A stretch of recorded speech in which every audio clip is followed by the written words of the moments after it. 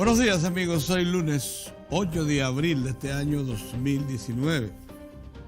Debemos iniciar hoy expresando nuestro sentido pésame por la muerte de Santo Méndez, un periodista de vieja data,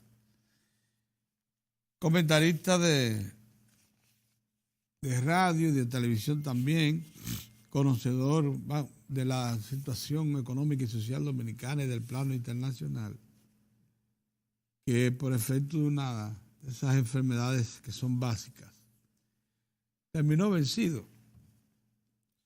Del equipo del Canal 5 y de sus emisoras afiliadas, el señor Santo Méndez por mucho tiempo sirvió al ejercicio del periodismo profesional. Una cosa que queríamos poner en claro, porque vemos algunos comentarios que sugieren que cuando se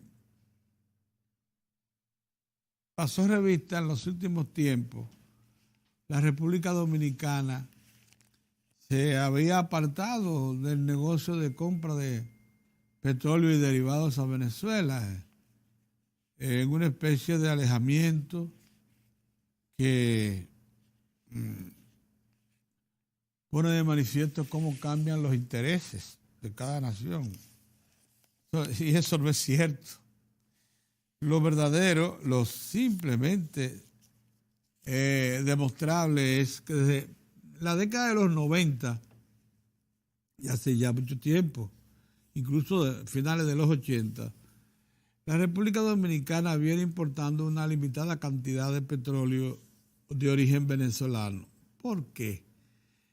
Porque el petróleo crudo que se importó incluso mediante el programa Petrocaribe, que es verdad que le dejó importantes beneficios al país, se hizo parcialmente siempre. Que parecería que ahora es cuando descubren, veo según comentarios que aparecen ahí, que las importaciones de combustibles por parte de la República Dominicana de origen venezolano se redujeron por efecto de la diferencia y de la lejanía que muestra el gobierno dominicano con la actual dirección del Estado en Venezuela. Eso no es verdad. No es verdad. Desde hace mucho tiempo, la refinería dominicana de petróleo se quedó corta en el suministro de derivados de petróleo al país porque su capacidad de producción de crudos, que en algún momento estuvo limitada a tan solo unos 27, 28 mil barriles, es ahora cuando procesa 35 mil barriles, y para lo que hubo que hacer una inversión extraordinaria para incrementarla en 7 mil barriles la capacidad de producción. El consumo nacional desde mediados de la década de los 80 superó los 100 mil barriles diarios. Desde la década de los 90, cuando se inicia ese proceso de desarrollo incontenible, acuérdense que la década de los 90 produjo un crecimiento del Producto Interno Bruto acumulado promedio de 7.5. Eso a la gente lo pierde de vista. Del 90 al 2000 se acumuló aquí un crecimiento que usted lo promedia y le da 7.1, 7.5. Se estalló el consumo de derivados del petróleo. Hubo un tiempo que de Venezuela se traían, es más, los 50 mil barriles a que tenía acceso la República Dominicana por el concepto de lo acordado en el acuerdo Petrocaribe, nunca se pudieron traer porque si la capacidad de refinería era 30 mil barriles máximo, ¿para qué entonces iba a traer 50 mil? Para venderlo, ¿no? Entonces, lo que se hacía era, eso sí, que se le llegó a comprar a Venezuela algunos derivados que ellos producían en exceso. Cuando Venezuela estaba en su mejor momento de producción, de procesos, ellos también refinaban. Y una partida, pero siempre, la mayor parte de los derivados del petróleo se han traído o de la costa este de los Estados Unidos o de la refinería grandísima que tiene Shell en Curazao. Durante el tiempo en que estuvo la refinería dominicana de petróleo administrada por la Shell Petroleum Company en la República Dominicana, la mayor parte del petróleo y derivados que se trajo al país lo traían de Curazao, porque esa era lo que le interesaba a los administradores de la refinería. Cuando la República Dominicana le compra la participación a Shell y pasa a ser ya la que dirige la refinería, y eso fue muy recientemente, entonces se diversificó los mercados suplidores. Incluso nosotros hemos traído petróleo del Medio Oriente, derivados del petróleo, lógicamente, del Medio Oriente. En el acuerdo Petrocaribe, que hubo incluso una asociación con México, se acordó que una parte del petróleo venezolano se mezclara con una proporción de petróleo crudo mexicano para poder producir la mezcla que está en capacidad de producir, porque esa es otra. Para usted procesar petróleo en la refinería dominicana de petróleo hay que hacer una mezcla de petróleos livianos con los que son más pesados. En el caso de Venezuela casi siempre hubo que mezclarla con petróleo de México, y entonces se podía suplir ya la capacidad de proceso de la refinería dominicana de petróleo. Se ve un comentario hoy, un comentario de esos casi editoriales en uno de los diarios nacionales, que le saca en cara al gobierno que por efecto de sus preferencias, de sus cambios de preferencias políticas, ha dejado de comprar petróleo a Venezuela, que Venezuela no tiene petróleo para exportar. Ese más. Ha sido tal el deterioro de la industria petrolera venezolana que hace tiempo que no suministra todos los derivados que consume su mercado interno y tiene que importar también. Importar. El país con las mayores reservas de petróleo de todas las Américas. Esa es la situación real. Nunca Venezuela ha suplido todo el petróleo que consume en refinería, porque aun cuando comenzó con los 30,000 barriles en la década de los 70, acuérdense que esa refinería fue inaugurada en 1971, el petróleo que se traía provenía de Curazao. Más luego se hizo arreglo con Trinidad y Tobago, que también participaba. O sea, la historia es esa. Venezuela siempre ha sido un suministrador limitado de petróleo y también de derivados. Lo que sí fue de mucha importancia, y eso no se debe negar, es que los programas de financiamiento a largo plazo, o sea, hasta un 50% de la factura petrolera que se acumulara con Venezuela, usted la podía obtener en crédito y postergarla. Eso eran créditos con un periodo de gracia de 6 a 8 años y tasa de interés muy baja. Y esos fueron dinero que tuvieron mucha repercusión en el país, que se invirtieron en proyectos de infraestructura y de otro tipo que ciertamente impactaron. O sea, esa relación, es verdad, ha sido muy productiva con Venezuela, pero mientras tenía petróleo para exportar, ya no lo tiene. Venezuela hace años que no exporta a la República Dominicana, hace años que no tiene sobrante, que no pudo cumplir con el acuerdo Petrocaribe. No pudo cumplir con lo que comprometió entregar a los países de la región. Entre otras cosas, porque lo poco que disponía para exportar, luego de los compromisos que había hecho con Estados Unidos, que ahora recientemente, cuando Estados Unidos decidió liberar esa cuota, pero Venezuela tuvo que entregar una parte importante de su capacidad exportadora a las refinerías norteamericanas. Entonces se quedó corta porque fue reduciendo cada vez más su capacidad de producción, no cumplía plenamente con otros contratos y compromisos que hizo con otros países. en los últimos tiempos con la Unión, con la Rusia y también con la República Popular China, y se quedó corta. Pero lo poco que tenía para la región se lo entregaba a Cuba, se le entrega todavía a Cuba, como parte de un alto compromiso político. Nosotros hace años que no traemos petróleo de Venezuela, ni una gota, porque simplemente no lo tenía disponible Venezuela. Y lo más que se ha estado trayendo de Venezuela en los últimos años ha sido una bituminosa que ellos tienen, una mina que se usa para lo que llaman aquí la talvia en las carreteras y calles y avenidas del país. El asfalto ese.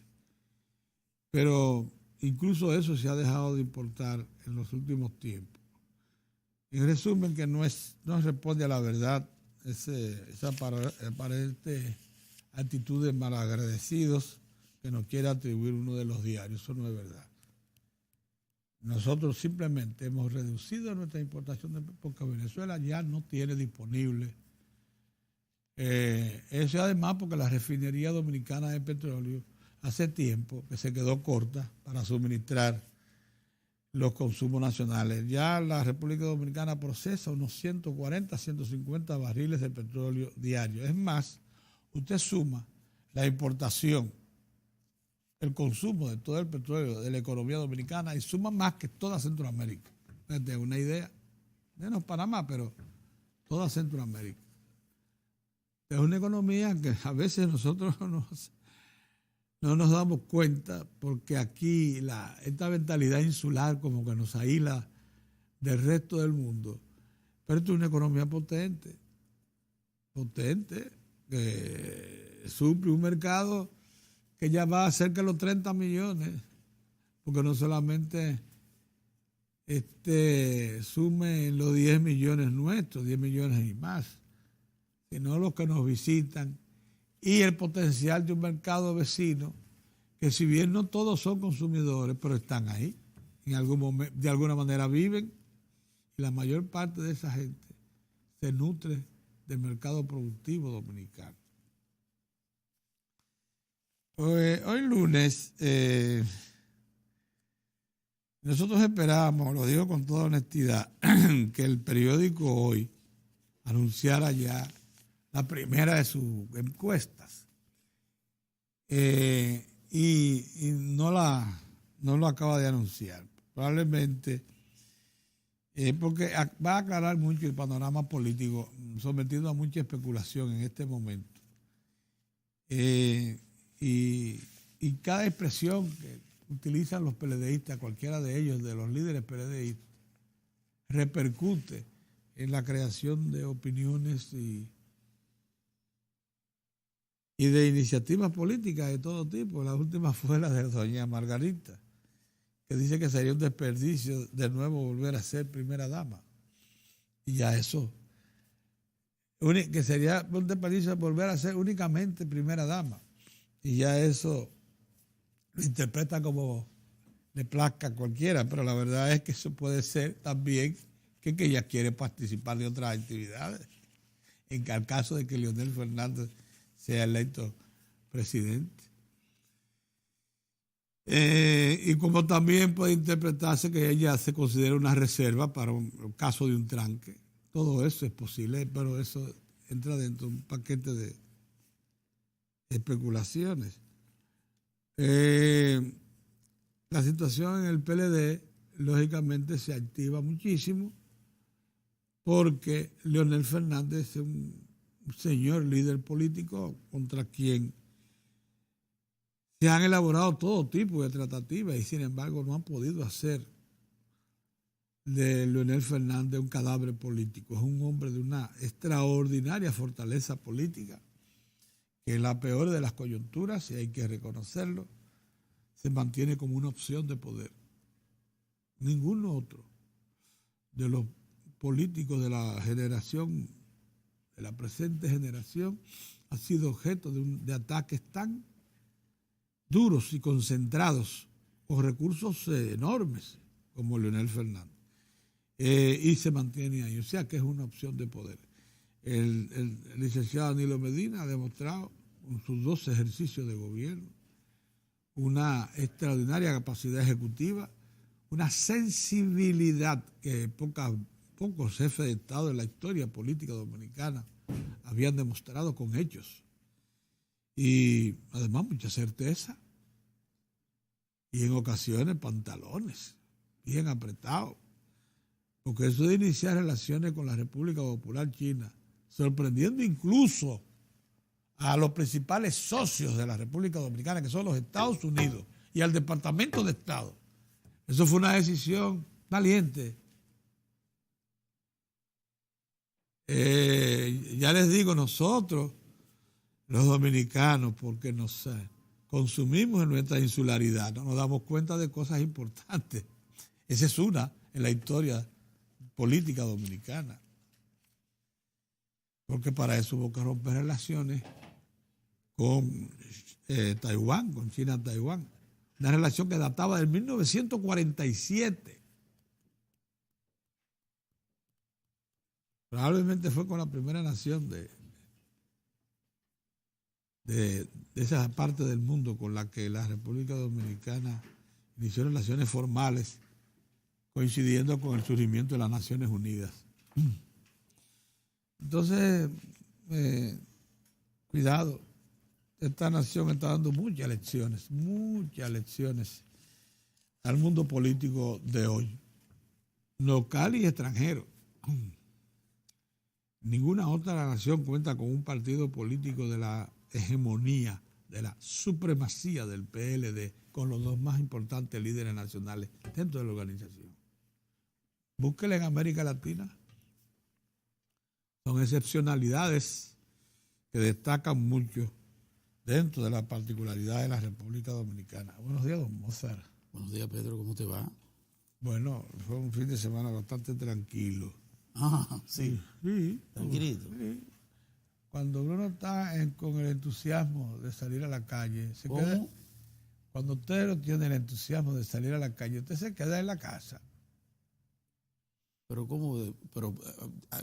¿por qué razón tú no tenías entusiasmo? Bueno. Porque yo no salía a la calle porque tenía al nieto en mi casa. Yo no lo hice por la falta de ese señor está incentivos. Ahí, difícil que me saquen a mí. Bueno. Cuando el nieto mío llega, ahí en mi casa, difícil que me saquen. Mira, yo no tenía muchos incentivos. Todo es para él. Mientras llegan los otros. No, Pedro, pero las cosas marchan. ¿Marchan? Yo pienso que las cosas marchan bien. Buenos días, señores, excúsenme. Pasa que Pedro me extrañó eso de que cuando uno está en ánimo no sale los fines de semana. No, pero hay que salir. Pedro. Hay que salir. Hay que ir, por ejemplo, al hoyo de Pelempito, yo no he ido. Es que tú no haces turismo interno. Yo siempre tengo que hacer turismo interno. Te he criticado eso, que tú no haces turismo interno, Pedro. Qué precioso. Este país es hermoso. Y para conocerme allá las Águilas, y ahora la facilidad, porque antes antes tú tenías la dificultad de que aquí no había quien transitara las carreteras, aquí no había carretera. Pero ahora tú tienes verdaderos circuitos modernísimos que te llevan en horas. Es verdad. Te llevan y hace además el ambiente, Pedro. El coger carretera en este país, eso es una exquisitez. Es que es hermoso, es que es bonito. Te vas al sur todavía, todavía con lugares inhóspitos. Y todavía el sur, con esa variedad de clima que tiene. ¿Sí? Eso es algo extraordinario. Sí, es verdad. Hay que hacer turismo interno. Hay que hacer turismo interno. Te lo he dicho. A nosotros ya... Y máxime que a nosotros los extranjeros nos consideran una isla continente. Exactamente. Porque reunimos todos los climas. Todos los climas los reunimos nosotros. Todos los nosotros. Y todos los territorios. Claro. Mira, Pedrito, déjame adelantar porque tenemos nuestro invitado temprano aquí. Sí. Y entonces necesitamos avanzar un poquito. Pero déjame decir algo. Yo pienso que ya veo todavía algunos escarceos que no los entiendo en relación al asunto de la escogencia de la nueva Suprema Corte de Justicia que tiene, yo creo que nunca antes, Pedro, se había logrado de alguna manera conformar una alta corte como esta, en los términos en que se dio. Si tú te pones a ver los principales sectores, los sectores de mayor influencia en el país, los empresarios, la iglesia, la sociedad civil, dio sus manifestaciones de gran satisfacción por la escogencia de los nuevos jueces de la Suprema Corte de Justicia. Tú puedes encontrar una que otra voz disidente por asuntos que ni siquiera tienen que ver con el desempeño sino por asuntos que tienen que ver más bien con el mismo tema proselitista, o sea, el tema electoral. Porque tú encuentras el Consejo Nacional de la Empresa Privada, encuentras a la Asociación de Industria de la República Dominicana como empresario, encuentras al obispo de San Pedro de Macorís, te encuentras con Finjus, te encuentras con ADOCO, con el Colegio de Abogados. Sí. Todas esas sectores, saludando la conformación de la nueva Suprema Corte de Justicia en la persona de con un presidente brillante como ese joven Luis Henry Molina, con una gran ascendencia en la población por el excelente desempeño que ha tenido en el ámbito de la justicia, en su condición de formador de muchos de esos jueces que hoy están ahí, porque él estuvo al frente de la Escuela Nacional de la Magistratura, colocó a la Escuela Nacional de la Magistratura de la República Dominicana como modelo, fue considerada modelo de América Latina, Pedrito. Entonces, la organizó. Y la organizó. Ese es el presidente de la Suprema Corte de Justicia, y ves el desempeño de cada uno de los elegidos, de esos jueces, y te vas a dar cuenta un desempeño brillante, ejemplar, ético. Entonces tenemos ahí una justicia, un estamento de la justicia dominicana, su principal estamento, que es la Suprema, muy bien representada, muy bien representada. Lo demás, la sociedad dominicana, como todo, fueran unos o fueran otros los elegidos, la sociedad está en el deber, en la obligación de darle el seguimiento, mantener los niveles de observación sobre el desempeño, no solo de esos servidores de la justicia, sino de cualquier otro servidor del Estado. En cualquiera de sus niveles, la sociedad dominicana está en el deber, junto con los medios de comunicación, de mantener las observaciones de rigor en el desempeño, pero mientras tanto también darle el aliento a gente que viene amparada por un desempeño ejemplar y pulcro. Entonces, darle aliento para que eso que trajeron se mantenga y se robustezca en el desempeño de esas funciones que tienen ahora. Eso es lo que yo creo. Por otro lado, yo creo también que es de justicia, a propósito de que ayer conmemorábamos el Día Mundial de la Salud, un sector aquí, porque es que aquí somos muy ligeros, muchas veces en forma injusta vilipendiados, como la misma justicia. Al sector salud le ha tocado escuchar de voces que a uno a veces le sorprende decir que el sistema de salud en la República Dominicana colapsó. Eso es una barbaridad. Nosotros no podemos seguir con esos excesos, porque entonces la realidad te da en la cara. Sí, entonces hay gente que no pueden dedicarse a eso, porque quedan muy mal parados. Claro. Hoy, ¿cómo usted me va a decir a mí que el sistema de la salud pública en la República Dominicana ha colapsado? Uh-huh. Si usted revisa, tenemos un proceso de reforma amplio, estructural en el sistema de salud, que ha llevado la descentralización que se pidió por mucho tiempo de la salud. Tenemos un sistema hospitalario formidable, un sistema nacional que está operando. Tenemos los 56 hospitales principales del país intervenidos, con 37 que ya fueron entregados completamente equipados, con asuntos que van desde un equipamiento formidable como tiene cualquier otro hospital del mundo moderno, con sistema antisísmico, Pedro, sí, incluso incluido sí. en nuestros hospitales, en condiciones ya de recibir servicios como lo de helipuerto, con una ciudad como la que se está fomentando ahí en el antiguo Hospital Morgan. Yo viví y padecí al Morgan. Pero era, y todavía sí, con todas las limitaciones que tenía en aquel momento, era un gran hospital. Ahora lo que va a haber allí es definitivamente extraordinaria, una ciudad hospitalaria formidable. No me vengan a decir ustedes, por ejemplo, la calidad de la salud de la República Dominicana. Lo primero que hay que decir es las condiciones para el desempeño de ese formidable y vital servicio que es el de la salud. Se están manejando de igual manera en espacios similares los médicos, las enfermeras, personal paramédico en los hospitales como se manejaban antes. El servicio que está recibiendo ese que Pedro dice que le reconforta mucho ir a un centro hospitalario como la Plaza de la Salud y encontrarse con el chiripero al lado. El barrio. Clase media alta, media y baja. Ligado con clase media alta, recibiendo la misma atención. Porque tiene un sistema de salud y esperado su que turno, con todas las debilidades que tiene y que tiene que ser reformada. El sistema necesita de reforma, que lo pide la propia ley, la seguridad social. Avance considerable. Nosotros tenemos el 77% de la población ya con un carnet, con un servicio de salud, Pedro. O contributivo o subsidiado, pero lo tenemos. Lo tenemos, Pedro. Teníamos un 7%. Así es. En aquella época. Sí, de la población. Ahora es un 7% de la población, ahora tenemos 77%. Así es.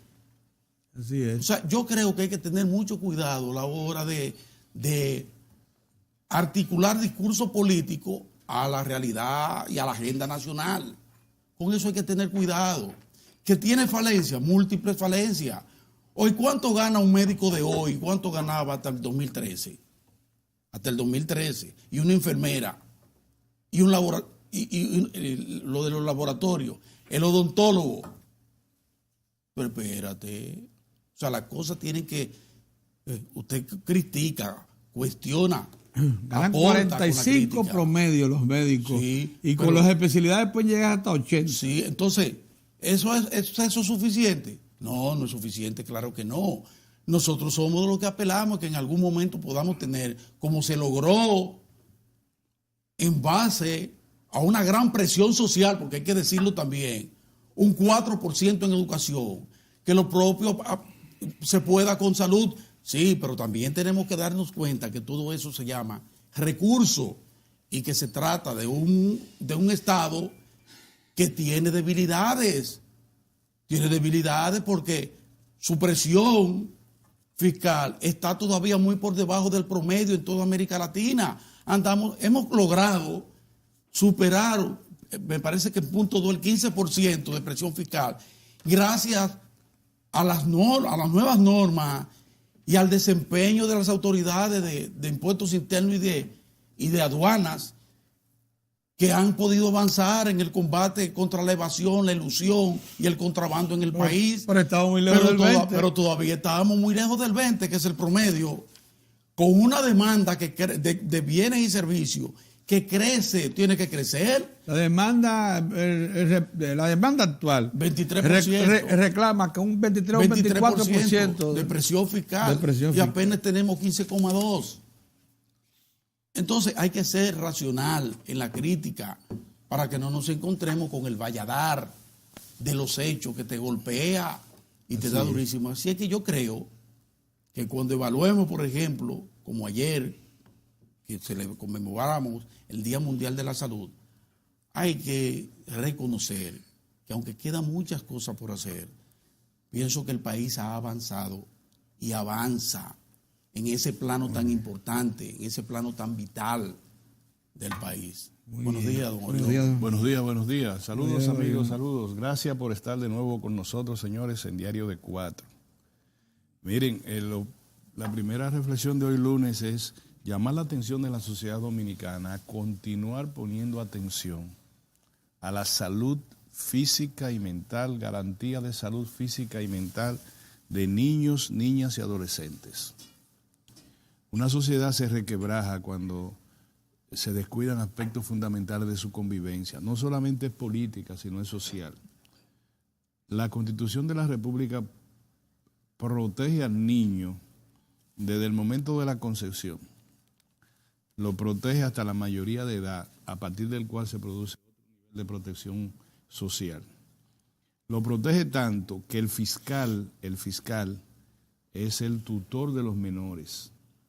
Tiene mayor poder que los padres en caso de situación de peligro del niño. ¿Eso es correcto? Sí es. El fiscal puede sustraer, el Ministerio Público puede sustraer al niño del seno de la familia si considera que es perjudicial estar ahí. Que está en peligro. Y colocarlo a resguardo. Y en cuanto a un niño, todas las normativas del procedimiento se subvierten, es decir, eso de que no puedan apresar a una persona en su casa en horas nocturnas, si es por un niño, sí.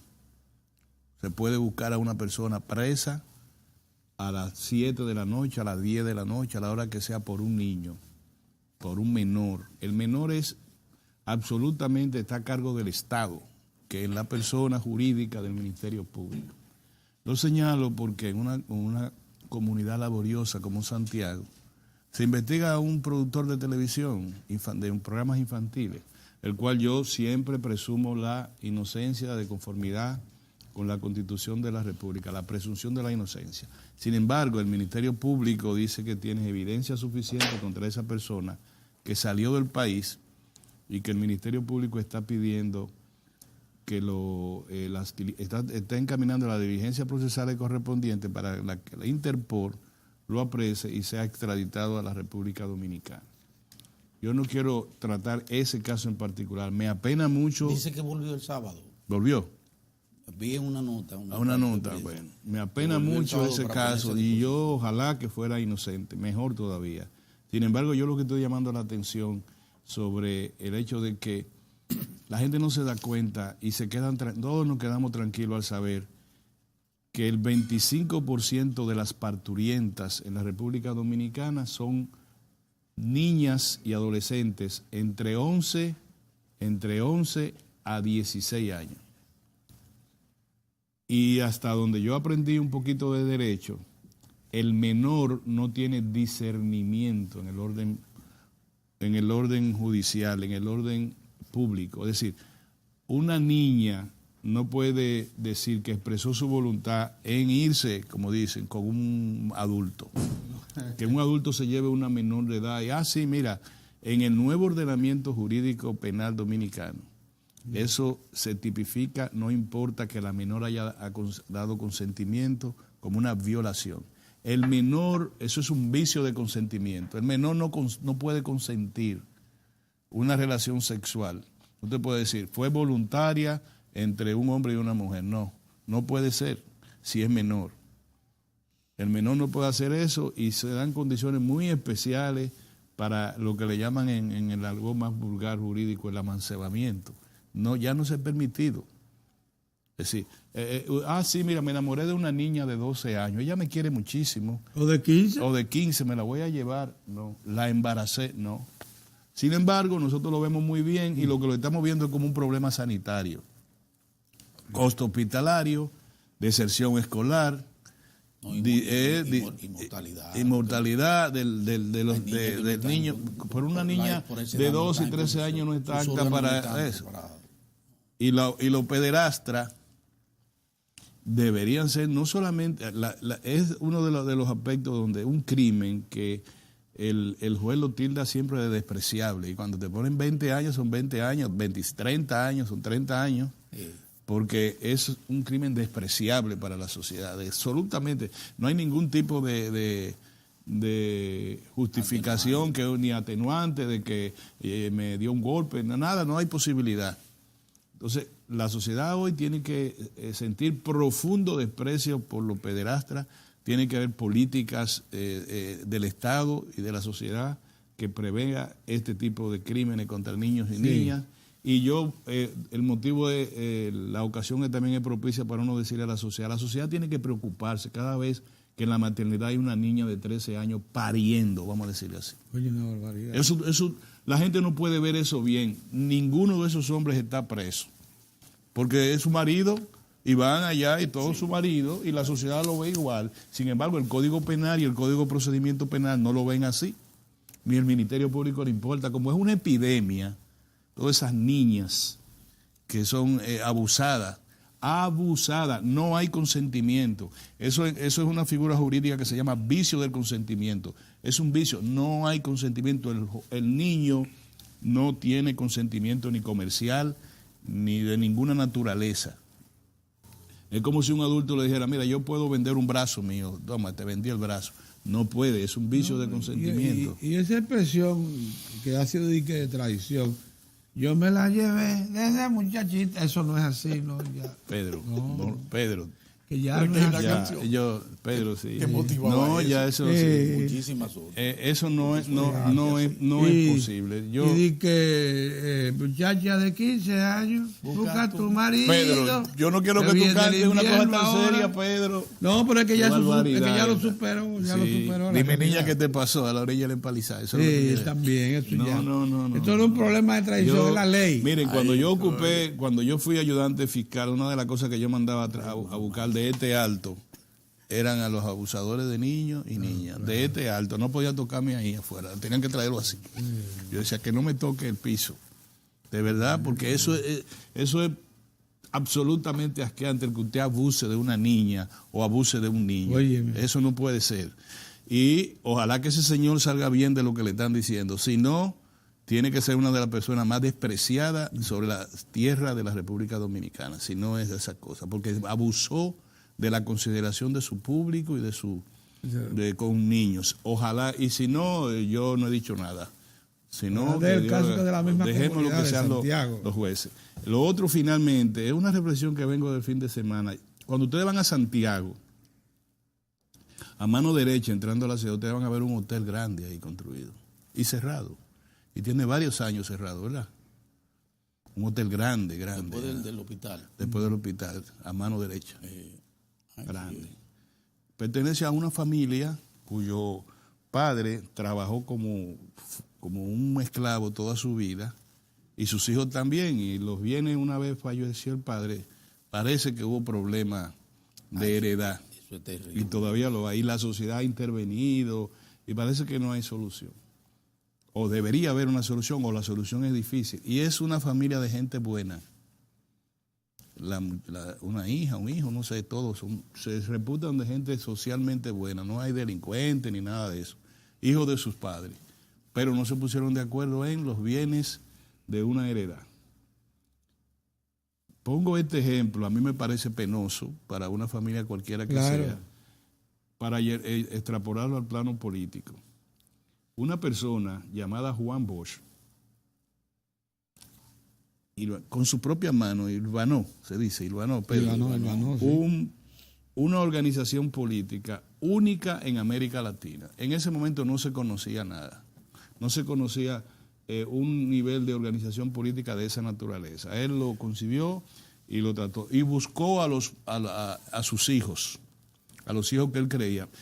Cuando Juan Bosch renunció del PRD, era la figura de mayor preeminencia política y admiración en la República Dominicana. Es así. Y un día decidió, comenzó primero, creía que podía hacer lo que podía convertir al PRD en lo que él creía que debía ser el nuevo partido para una nueva sociedad. Y resulta que no. Cuando comenzó con la comisión permanente, líderes importantes dijeron, nosotros vamos a ir a una escuelita con folletos otra vez. Los primeros folletos de los 21 que se discutieron, se estudiaron en el nuevo PLD, comenzaron a discutirse en el PLD, en la comisión permanente, como se llamaba lo que es la comisión política en el PRD.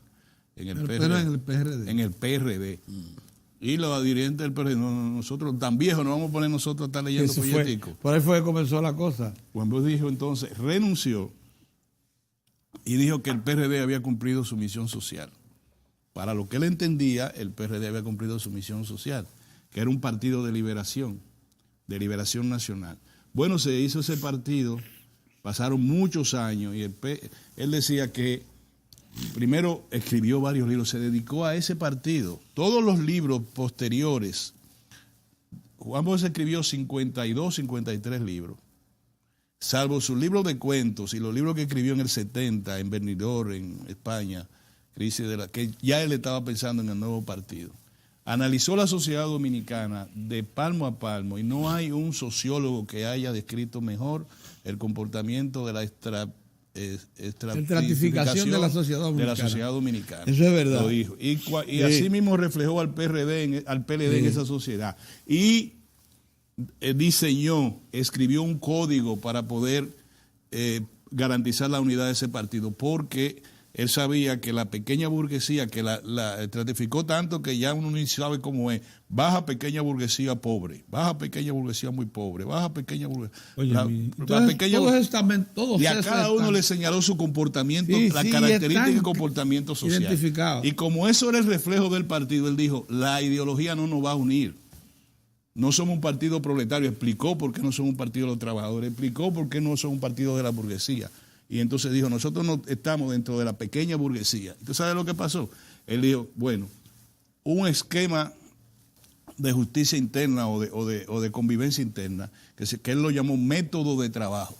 Y dijo, cuídenlo como niñas de propios ojos. Dijo, el que viola esto, para fuera del partido. La única manera de estar unido es todos estar ahí. Estaba el centralismo democrático, el criterio de la crítica, de la autocrítica, de cómo son los organismos. Entonces, tanto así que para entrar al PLD no era que había que entrar a un círculo de estudio, no. Para entrar a un círculo de estudio había que estar en un comité patriótico y popular. Tenía que dar sus primeras notaciones de patriotismo, de fervor democrático. Y luego entrar a un círculo de estudio, estudiar 21 folletos, entre lo que había la historia de Haití, era el último, la historia de Haití. Juan Bosch funda ese partido a lo largo del tiempo, muere Juan Bosch. Te dije, comencé esta conversación diciéndole a ustedes que si se acuerdan de ese hotel que está ahí a la mano derecha, ese es el PLD. Lo único es que el hotel está abierto y el fin de semana, para que tengan una idea de lo que es ese hotel, el fin de semana estuvo el país, sin estar en campaña electoral, virtualmente asumido en términos políticos por el PLD. ¿Es así o no? Con movilizaciones de mucha gente, clase media, clase media baja, académicos, pequeños empresarios, la familia, había uno que hablaba de la familia, el otro estaba en Santiago, el otro se llenó ¿cómo se llama eso? La arena de Santiago, el otro estaba en tal sitio. O sea que el hotel está funcionando. Pero eso no quiere decir que hay problema de heredad. Lo único que yo quiero decirle, y además todos los herederos de Juan Bosch, todos, en sentido general, la sociedad le tiene admiración. Tú no puedes decir que hay uno que le entraron a pedrada en un sitio, ni mucho menos. Es decir, están peleando por una heredad, son hermanos, pero hay que ya decirle, miren, eso que ustedes vieron el fin de semana, un partido único, bailoteándose en la sociedad dominicana con el aprecio público, una sociedad que está avanzando, que el año pasado creció 7%, con un crecimiento, dice el Fondo Monetario, le llaman expansión de la economía interna. ¿Tú sabes lo que quiere decir eso? Que hay consumo, que no es solamente por venta, que hay consumo, que hay nivel de desarrollo interno. Que cuando tú vas por el sur, ya no voy a robarle más tiempo, cuando tú vas por el sur, tú encuentras que alguien está haciendo la casita, le está haciendo un segundo piso, que el otro ya está haciéndole el techo a la casa. Es decir, se está notando que la economía dominicana... En las zonas apartadas, mira, ya son pocos los pisos de tierra que quedan. Entonces, pero aquí mismo en el periódico, donde usted encuentre cualquiera de los periódicos, y va a ver a Margarita, va a ver a Leonel, va a ver a Danilo, va a ver a Santiago, va a ver al que estaba en educación, va a ver a todo el mundo. Todos los herederos están ahí, pero también usted va a ver en la página económica que lo estaba viendo, que el petróleo se está incrementando su precio, el Huertesa, a consecuencia de la crisis en Libia y la crisis en Venezuela, que esta semana tuvo su mayor incremento desde 1987, en una semana, la semana. Entonces no jueguen. Yo lo único que le digo, no jueguen. Si Juan Bosch tuvo tanto tiempo para crear un partido de esa naturaleza, para servir al pueblo, ¿Cuál es la razón por la que ustedes no entiendan eso? Y esa heredad la asuman para beneficio del pueblo dominicano. Y es injusto decir que no ha servido. Durante los casi 20 años de ejercicio del PLD en el poder, el país se ha transformado. Yo te dije que el hotel estaba en plena capacidad. Transformado. Óyeme. Y ha crecido. Nosotros tres hemos tenido la suerte de estar en algunos países de América. Vamos a ponernos de Europa, de América. Y por ejemplo, yo todo Centroamérica. No hay en Centroamérica ningún país que en 20 años haya avanzado la República Dominicana. Nosotros ahora mismo solo nos podemos comparar en su tiempo con Puerto Rico, que es una colonia, un Estado libre asociado con Estados Unidos. Aquí no hay. Panamá no lo mencione por lo que hemos dicho. Es una excepción. Una excepción, pero tú buscas toda América y tú dices 20 años. Hace más de 20 años que yo fui a todos esos sitios. El único que se comparaba con nosotros era Costa Rica. Ya no, Pedro. Ya no, superamos a Costa Rica. Hace rato, superamos a Costa Rica. No. Entonces, si estamos en ese nivel, yo no quisiera encontrar la sorpresa que le digan que, porque lo hemos explicado otras veces, una crisis en este momento de naturaleza impredecible en el PLD se va a reflejar en la economía. Yo aprecio mucho lo que dice Mozart, que Mozart es sumamente optimista. No va a pasar nada. Y yo digo, no va a pasar nada. También. No va a pasar nada. Y Dios quiera que no pase nada. Ahora, país nadie lo... No jueguen a la ruleta rusa. Ahora, como hay si quitan la cesantía. Sí. No eso sí prende el país. No vengan a eso de que... Y por en serio, no juegan a las ruletas rusas. No juegan a las ruletas rusas. Entonces se puede extremar en los... Mira, de la oposición, ¿cómo mantener la cesantía? De la oposición, tú encontraste a un muchacho, Winton en Dajabón, no va a pasar nada, diciendo tal cosa, y encontraste como siempre que la oposición no ha arrancado, porque si aquí hubiera una oposición que les rindiera, ellos no se comportaran así.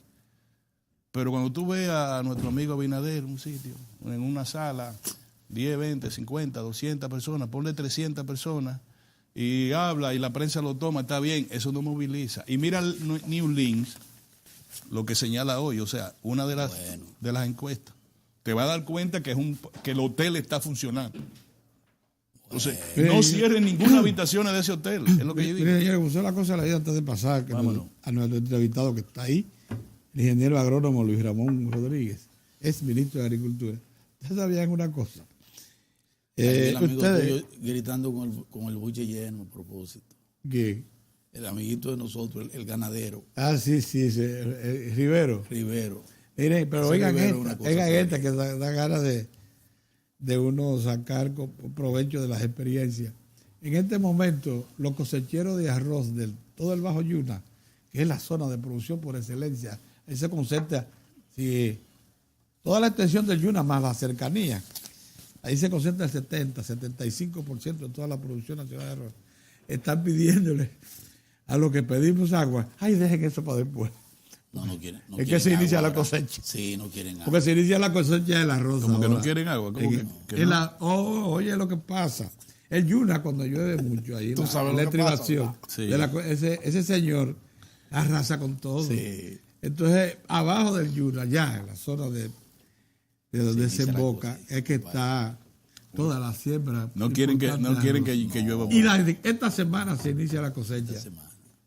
Y en los días por venir. Y el día 11 o el 12 va a ser el día de la pignoración, donde ya le dan apertura, digan, pueden tomar los créditos necesarios. Qué bueno eso. Y entonces por eso se dan esas contradicciones. Oye, deja la lluvia un poquito para después. Bueno, tenemos entonces el tema agropecuario con don Luis Ramón. Con Luis Ramón. Magnífico y extraordinario. Vámonos a un cambio, señores. No, espérate, Santos Méndez. ¿Ustedes lo dijeron? Yo lo mencioné. También. Santo Méndez. El diabetes. La diabetes es una diabético de lo grave, de lo que tenía, pero lo controlaba. La diabetes, Santo. Barbaridad. Inteligente, culto, conocedor. Reportero que pasó por todas las redacciones. Caramba, Santo. A él y a su familia nuestra condolencia, de verdad. Nuestra condolencia a su familia y nos entristecemos por su partida a los 66 años. Lo querían tanto. Vámonos a un cambio, señores, retornamos casi de inmediato.